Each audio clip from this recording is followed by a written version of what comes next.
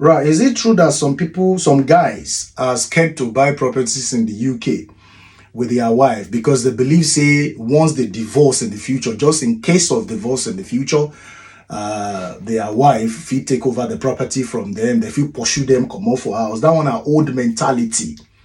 That one is just one of the oldest beliefs about situation of things where they happen for this country, UK. You understand? They happen like that in a situation where you are renting an apartment to live or when you are renting a house to live. And if anything happens between you and your wife in the future, there is a particular reason to the extreme where they will ask you to leave that house for your wife and the children. Predominantly because of the kids is the reason why they will ask you to separate from them, because they no go ask your wife and your children to separate, to leave the house for you, a man.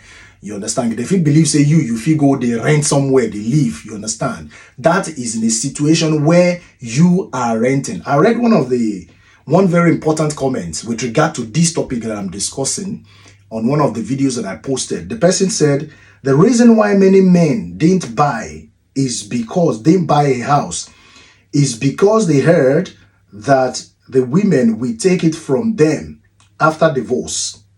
You understand? After divorce, many women didn't buy because they feel when they have children, the government we take care of them, but the kids, different kinds of things is right here. Is right. The message is here. You understand? But what I deduce or what I'm able to pick from here is that many men didn't buy because they heard that women will take it from them after divorce.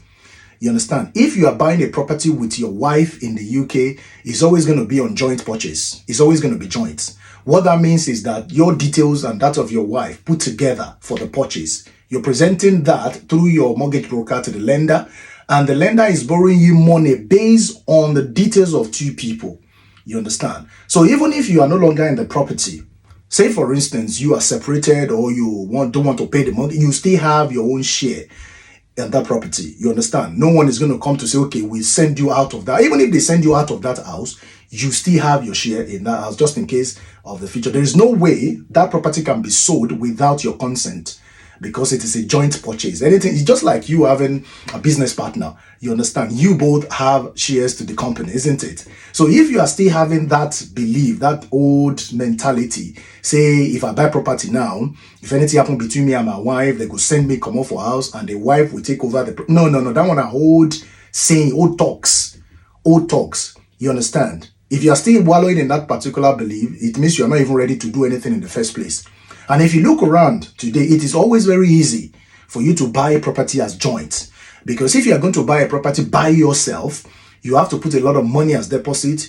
You must be earning a lot of money. You need to look at the cost of the property and how many lender will be able to borrow you that amount of money, as a single, for a single purchase. So, but then if you put the details of your wife and the details of yours, your earnings together, the lender will see that these monies is coming from two people, and it's going to be really, really easy for you. The fact that even if you are not going to be together in the nearest future, you might decide to say, okay, you want to do away with the house. You still have your shares and everybody can go their different ways. You understand? But don't use that as a yardstick for you not to purchase a property.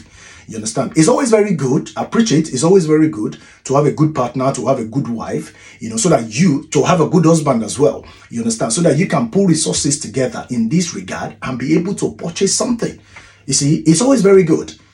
If you are thinking about it in that regard, you will not be able to do anything because you're always thinking negative ahead of you. You're always having the belief in your head that I could divorce in the future. I don't want to do this. I don't want to buy this car on our names. We could divorce. If you are thinking negative like that, it always means that the negative is always going to come to you. You understand? It's always going to be like that. So if you are wallowing in that particular situation, I will advise you to stop it. You understand? Stop thinking that your wife is take over the property after you've maybe divorced or something like that.